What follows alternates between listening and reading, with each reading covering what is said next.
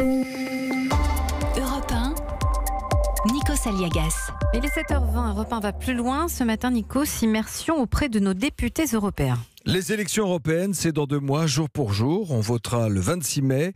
Un scrutin qui traditionnellement ne passionne pas les Français. Il y a 5 ans, il y avait eu 57% d'abstention. L'Europe et sa bureaucratie est souvent perçue comme trop compliquée d'ici, vue d'ici. Alors on a décidé de vous faire découvrir l'envers du décor ce matin. Bonjour Théo Manval. Bonjour Nikos. Vous êtes en direct du Parlement de Strasbourg où vous avez passé la journée d'hier en immersion avec 2 eurodéputés. Eh oui, ces élus qu'on voit souvent de loin, qu'on connaît peu, il suffit de poser la question dans les rues. Est-ce que vous connaissez, vous, vos eurodéputés ? Franchement, non. Pas du tout. Non. Pas du tout. Est-ce que vous savez à quoi ils servent ? Ils servent à nous faire des belles lois européennes qui nous ennuient parfois. Nous ennuie beaucoup. Ce n'est évidemment pas l'avis des principaux intéressés. Alors pour comprendre, je me suis plongé avec eux dans leur travail qui commence tôt le matin et souvent dans un train, vous l'entendez. C'est d'ailleurs à la gare qu'on retrouve Geoffroy Didier, eurodéputé Les Républicains, qui monte dans le TGV pour Strasbourg. Je lis beaucoup de notes qui m'ont été préparées par mon équipe dans le train, une fois pour Bruxelles, l'autre fois pour Strasbourg. Et alors sur quoi vous travaillez aujourd'hui ? Vous êtes rapporteur d'un texte que vous présenterez ce soir. Mon sujet, ce sera de faire adopter la possibilité pour les consommateurs de toute l'Europe d'intenter une action judiciaire à plusieurs lorsqu'ils seront victimes d'une pratique illégale d'une grande entreprise. Par exemple, vous achetez une machine à laver. Dans la publicité, vous explique qu'elle aura au moins 10 ans d'espérance de vie et qu'au bout de 2 ans, vous êtes des consommateurs partout en Europe à vous rendre compte que la machine à laver ne marche plus. Vous pourrez désormais vous mettre ensemble pour voir votre préjudice indemnisé.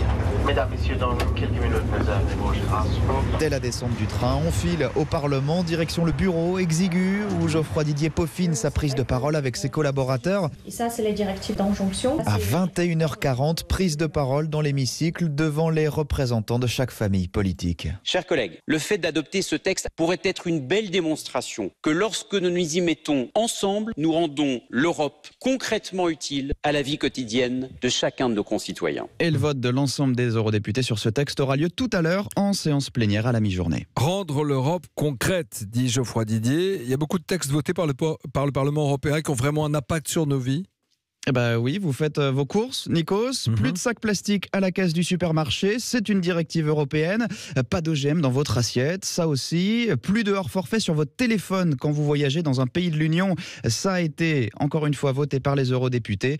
Comme plus largement toutes les grandes normes, par exemple sur les niveaux de pollution de vos voitures. On a entendu le député européen qui travaille dans le train, dans l'hémicycle évidemment, mais une grande partie du travail se fait aussi dans les couloirs du Parlement.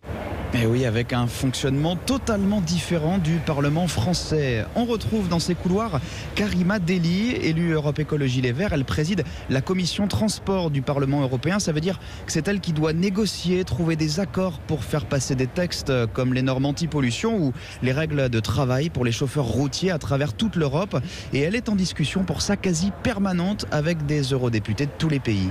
Des Belges, des Hongrois, des Polonais, des Allemands. Il y a beaucoup de travail de compromis parce que lorsqu'on est à la tête d'une grosse commission comme la commission transport, c'est pas du tout la même feuille de route selon les intérêts des pays. Oui, votre travail c'est d'arriver à trouver un consensus en gros pour qu'un texte soit adopté et ça passe pas forcément par un vote gauche-droite comme à l'Assemblée en France. Parce que les cultures politiques sont tellement différentes. Qu'est-ce que la gauche et la droite ici ? C'est pas ça le clivage, c'est d'abord des intérêts nationaux. Et alors si on veut une majorité sur un texte, on est obligé de s'entendre les uns avec les autres. Ça veut dire que c'est des débats qui pour vous sont moins artificiels qu'à l'Assemblée en France par exemple ? Nous on est pour les compromis, nous ne sommes pas dans la cour de récréation, on est aussi sur une autre méthode de travail. Ici on est beaucoup respecté lorsqu'on est travailleur, donc on n'a pas le temps d'aller sur les plateaux télé pour pousser sa carrière politique.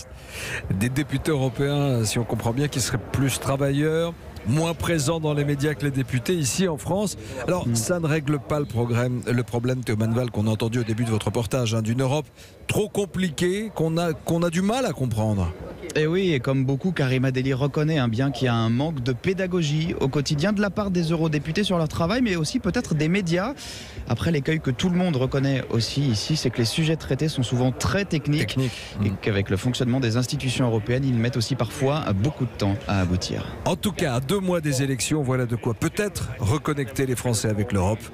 Merci Théo Manval pour ce dossier complet réalisé avec notre correspondante à Bruxelles, Isabelle Horry.